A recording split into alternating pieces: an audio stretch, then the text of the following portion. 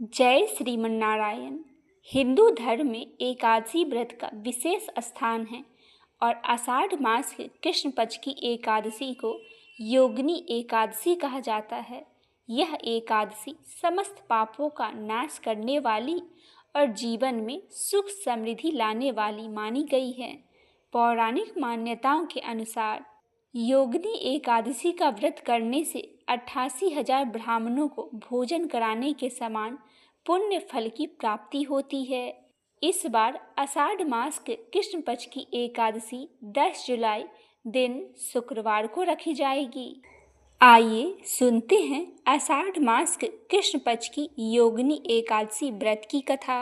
महाभारत काल की बात है कि एक बार धर्मराज युधिष्ठिर ने भगवान श्री कृष्ण से कहा, हे त्रिलोकीनाथ, मैंने ज्येष्ठ माह के शुक्ल पक्ष की निर्जला एकादशी की कथा सुनी।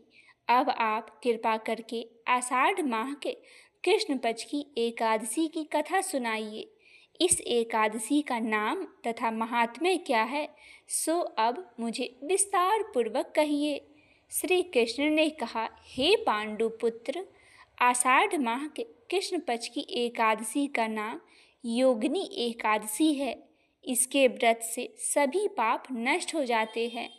यह व्रत इस लोक में भोग तथा परलोक में मुक्ति देने वाला है। हे धर्मराज, यह एकादशी तीनों लोकों में प्रसिद्ध है। इसके व्रत से सभी पाप नष्ट हो जाते हैं। तुम्हें मैं पुराण में कही हुई कथा सुनाता हूँ, ध्यान पूर्वक श्रवण करो। कुबेर नाम का एक राजा अलकापुरी नाम की नगरी में राज्य करता था। वह बहुत बड़ा शिव भक्त था। उनका हेममाली नामक एक यक्ष सेवक था जो पूजा के लिए फूल लाया करता था। हेममाली की विशालाक्षी नाम की अति सुंदर एक स्त्री थी।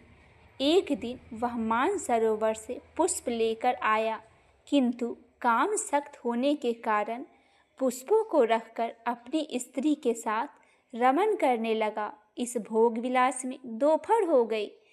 हेममाली की राह देखते देखते जब राजा कुबेर को दोपहर हो गई तो उसने क्रोधपूर्वक अपने सेवकों को आज्ञा दी कि तुम लोग जाकर पता लगाओ कि हेममाली अभी तक पुष्प लेकर क्यों नहीं आया।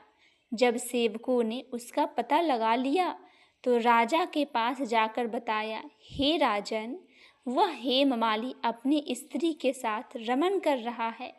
इस बात को सुन राजा कुबेर ने हेममाली को बुलाने की आज्ञा दी। डर से कांपता हुआ हेममाली राजा के सामने उपस्थित हुआ। उसे देखकर कुबेर को अत्यंत क्रोध आया और उसके ओठ फड़फड़ाने लगे। राजा ने कहा, अरे अधम, तूने मेरे परम पूजनीय देवों के भी देव भगवान शिवजी का अपमान किया है। मैं तुझे श्राप देता हूँ कि तू स्त्री के वियोग में तड़पे और मृत्यु लोक में जाकर कोढ़ी का जीवन व्यतीत करो। कुबेर के श्राप से वह तत्क्षण स्वर्ग से पृथ्वी पर आ गिरा और कोढ़ी हो गया। उसकी स्त्री भी उससे बिछड़ गई। मृत्यु लोक में आकर उसने अनेक भयंकर कष्ट भोगा, किंतु शिव की कृपा से उसकी बुद्धि मलिन नहीं हुई और उसे पूर्व जन्म की भी सुध रही। अनेक कष्टों को भोगता हुआ तथा अपने पूर्व जन्म के कुकर्मों को याद करता हुआ वह हिमालय पर्वत की तरफ चल पड़ा। चलते चलते वह मार्कंडेय ऋषि के आश्रम में जा पहुंचा। वह ऋषि अत्यंत वृद्ध तपस्वी थे।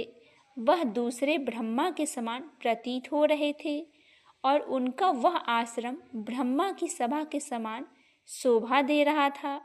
ऋषि को देखकर हेममाली वहां गया और उन्हें प्रणाम करके उनके चरणों में गिर पड़ा। हेममाली को देखकर मार्कंडेय ऋषि ने कहा, तूने कौन से निकृष्ट कर्म किए हैं जिससे तू कोढ़ी हुआ है और भयानक कष्ट भोग रहा है। महर्षि की बात सुनकर हेममाली बोला, हे मुनि श्रेष्ठ, मैं राजा कुबेर का अनुचर था। मेरा नाम हेममाली था। मैं प्रतिदिन मानसरोवर से फूल लाकर शिव पूजा के समय कुबेर को दिया करता था। एक दिन पत्नी सहवास के सुख में फंस जाने के कारण मुझे समय का ज्ञान ही नहीं रहा और दोपहर तक पुष्प न पहुंचा सका। तब उन्होंने मुझे श्राप दिया कि तू अपनी स्त्री के वियोग और मृत्यु लोक में जाकर कोढ़ी बनकर दुख भोग। इस कारण मैं कोढ़ी हो गया हूँ तथा पृथ्वी पर आकर भयंकर कष्ट भोग रहा हूँ। अतः कृपया आप कोई ऐसा उपाय बतलाइए जिससे मैं मुक्त हो सकूँ। फिर मार्कंडेय ऋषि ने कहा, हे हेममाली, तूने मेरे सम्मुख सत्य वचन कहे हैं, इसीलिए मैं तेरे उद्धार के लिए एक व्रत बतलाता हूँ। यदि तू आषाढ़ माह के कृष्ण पक्ष की योगिनी नामक एकादशी का विधान पूर्वक व्रत करेगा तो तेरे सभी पाप नष्ट हो जाएंगे। महर्षि के वचन सुन हेममाली अति प्रसन्न हुआ। हेममाली ने महर्षि की आज्ञा का पालन करते हुए पूरे विधि विधान से योगिनी एकादशी का व्रत किया। उसने भगवान विष्णु की पूजा अर्चना की और रात्रि जागरण भी किया। योगिनी एकादशी व्रत के प्रभाव से उसका कुष्ठ रोग पूरी तरह समाप्त हो गया। उसका शरीर पहले की तरह दिव्य, सुंदर और तेजस्वी बन गया। इसके बाद वह पुनः स्वर्ग लोक लौट आया और अपनी पत्नी विशालाक्षी के साथ सुखपूर्वक जीवन व्यतीत करने लगा। बोलिए भगवान लक्ष्मी नारायण की जय हो, श्री कृष्ण जी महाराज की जय हो, एकादशी माता की जय हो।